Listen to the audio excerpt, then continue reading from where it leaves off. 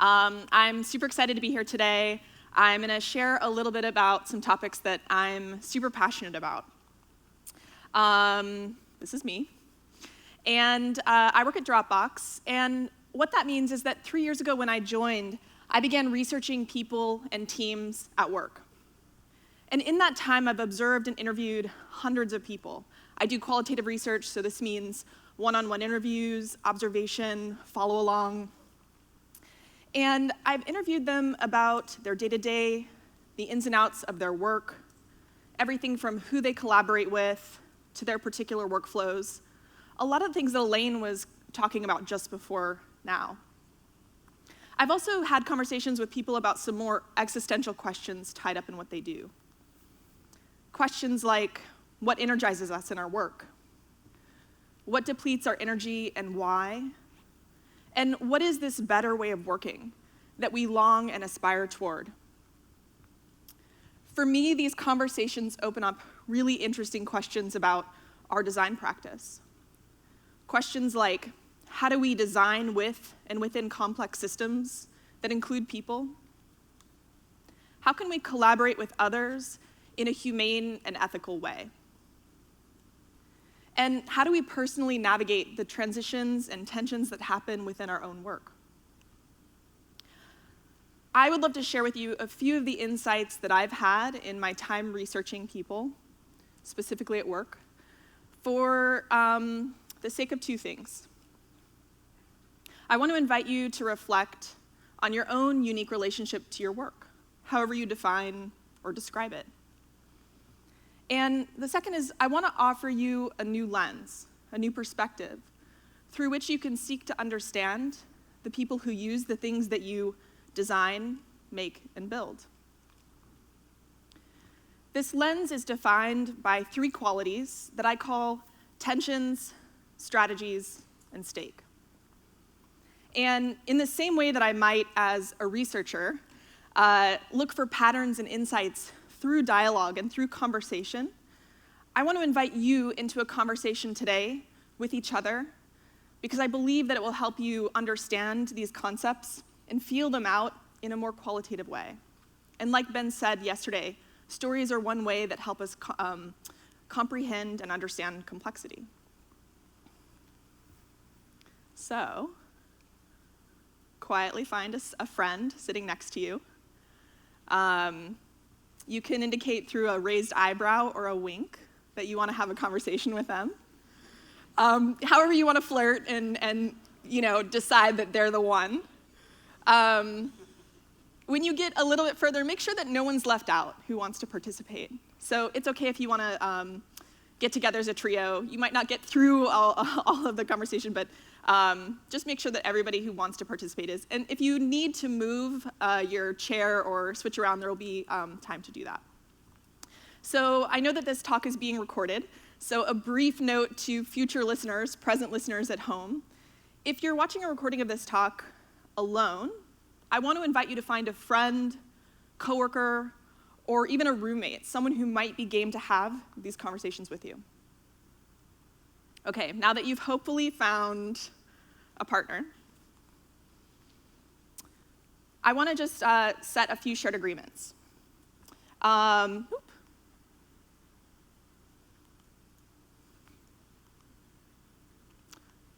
Not yet. So if you, I kind of gave it away, but one of you raise your hand. Take a risk, it's okay. Okay, so you're the storyteller, and your partner will now be the listener. But it's okay, you'll both have an opportunity to be the storyteller and listener. And I have a few instructions coming up, but like I said, I want to set some shared agreements. And the first is to be generous with each other. And part of this is I would love for you to just simply put your laptop or phones away during this conversation. You can open them back up when we're done. I'd love for you to have fun. And I'd love for you to bring your attention back when you hear this bell.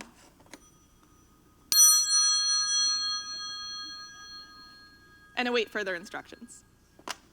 All right, Here we go. So, storyteller. I'd love to invite you to bring to mind a project or job where you were working with others to get something done and you experienced a conflict or a challenge. And this could be an internal conflict, an internal challenge, or an external one. Got it? Have something in mind? Okay. I want you to then select an image that represents something about this experience. And I want you to tell your partner a story about this experience and how this image connects. Cool? Okay, listener, I have a few instructions for you as well. So Steve gave an incredible talk on User Research 101 for people who maybe don't do research full-time, and this is really your opportunity to practice some of that, being curious and being non-judgmental. So if you were in Steve's talk yesterday, you can really channel Steve. And I want you to ask questions that we might ask in our research practice. Things like, can you give me an example? Or why was that important to you? Or tell me more about that. Got it? Okay, great. You'll have about 2 minutes each, so go for it.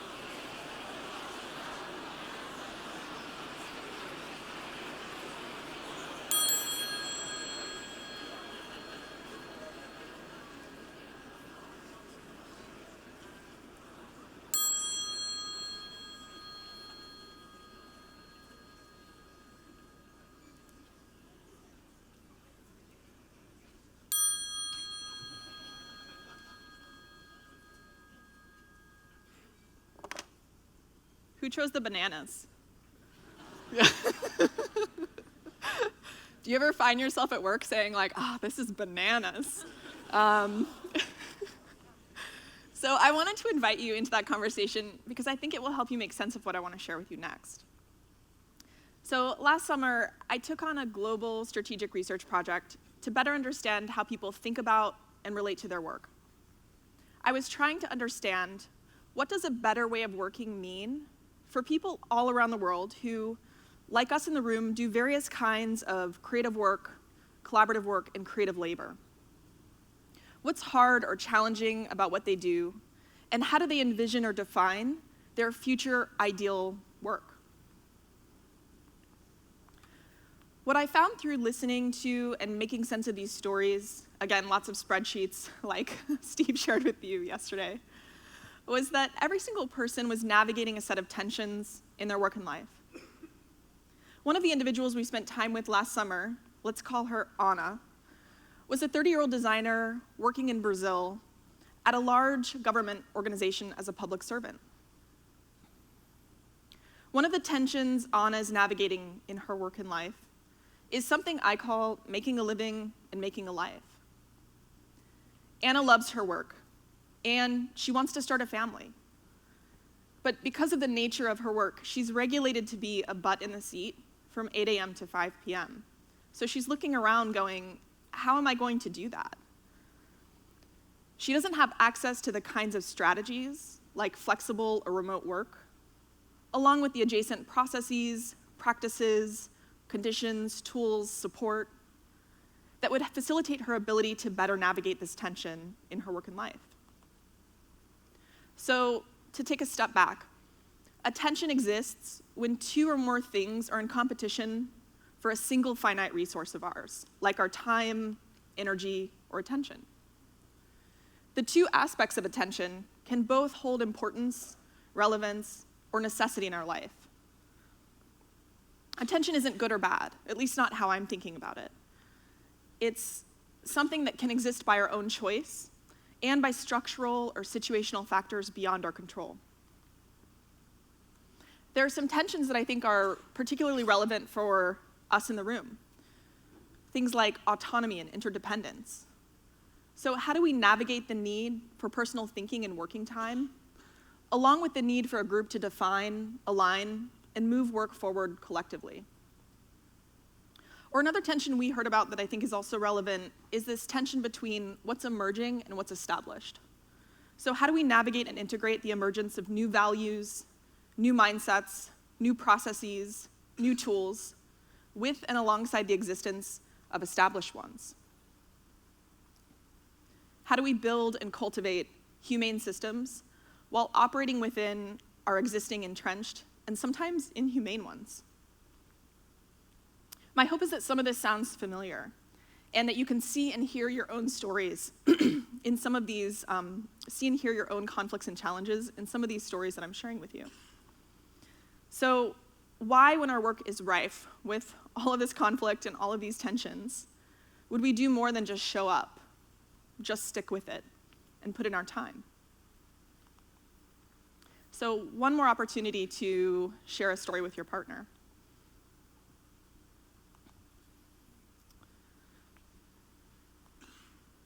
So what I'd like you to do this time, and you can think back to the story that you shared earlier or share a new one, but I want you to bring to mind something that was at stake for you in your work, in a project or job that you've done. And this can be one you're working on now or one in the past. And I want you to think about what that project was, what that initiative or job was, and why did it matter. Same thing, select an image and connect the image to this story. And you're gonna have about a minute to do this. So go.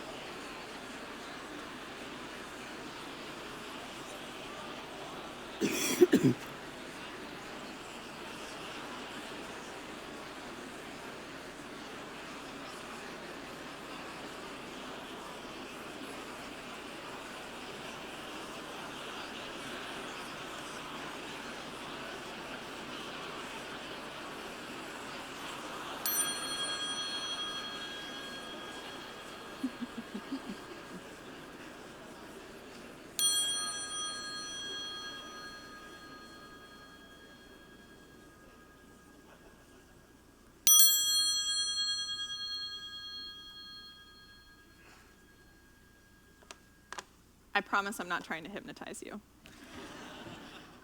So we can think about and consider stake at different levels. What's at stake for us as individuals, as teams or groups of people trying to work together to get something done, or as organizations and societies fulfilling a mission or purpose in the world.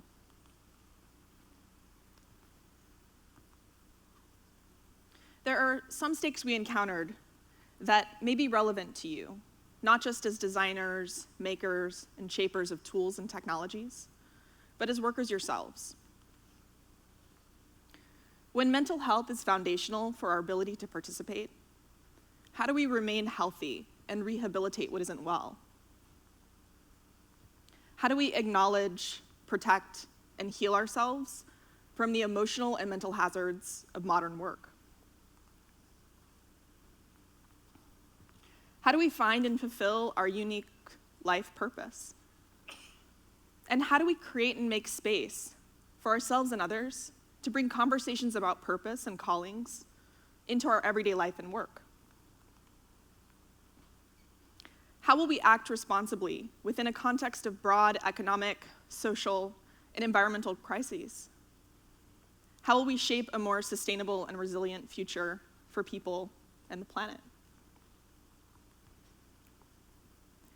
These questions direct us to real stakes.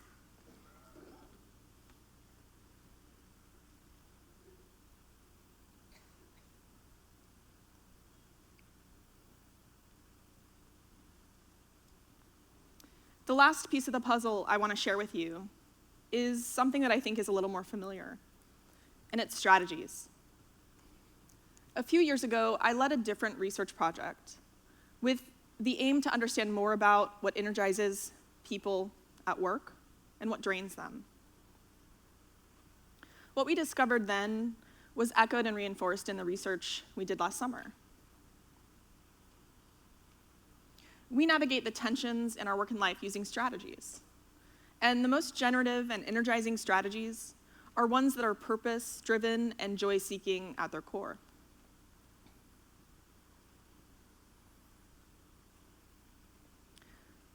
As Elaine mentioned earlier, the solutions or the strategies are really endless. And what works for you, your team, your organization, may not work for another.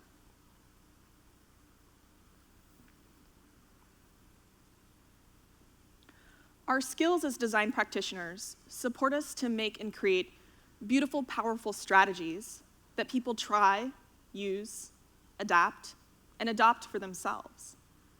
Things like tools that can facilitate collaborative work, platforms where we can sell or share something we've created, and products that support us to make and create incredible things. Being able to shift our perspective through cultivating a compassionate and conscientious mindset about people is one of those skills. And because it's a skill, we can learn to develop it through practice. So I want to invite and encourage you to try on this mindset. And next time you begin a project, ask yourself, what's at stake for the people for whom my product serves? What are the unique tensions that they are navigating in their work and life? And I want to encourage you to really only offer strategies or solutions once you've cultivated this deep understanding.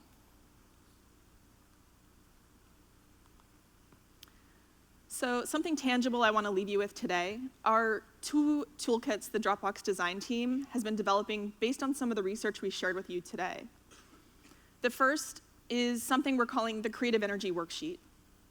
It's a tool that can support you to map your projects for the sake of better understanding what energizes you. Our research supports, and a lot of other research that we've seen, including an article that was published recently in the New York Times, says that focusing on this one simple question of what energizes you and making small changes in your work and life can actually help you generate more joy and purpose. The second kit I want to share with you is the Team Values Toolkit. And it's one that can support you and the teams and groups that you're working with to have conversations about some of these topics. In it, you can uncover what matters most to you, and you can co-design your working relationships. Again, so many speakers have talked about the importance of values and culture to define the work that we're doing. Next month, the design team at Dropbox will be launching a series of these culture kits publicly, tools that can support you to facilitate the making and shaping of your culture. Taking responsibility for making and shaping culture for the sake of creating inclusive, safe spaces is a skill we've observed in teams that are exceptional at collaborative work. And we want to share these tools because we want to empower you and equip you to build these kinds of skills for yourselves so that you can shape and make your own culture. You can find the toolkits if you go to the awwwards hashtag on Twitter. The Dropbox Design Twitter account will be posting links to both of them. They're licensed under a Creative Commons license that allows you to adapt, remix, reuse, so make them work for you. And if this is an idea that's resonated with you, I've brought a few with me today. So if this is something you'd like to try with the teams or groups that you're working with, just come find me at any time. I have about a dozen, so if you don't get one from me, you can download them online and print them at home or at work. Thank you for your time and attention. Enjoy the rest of your day.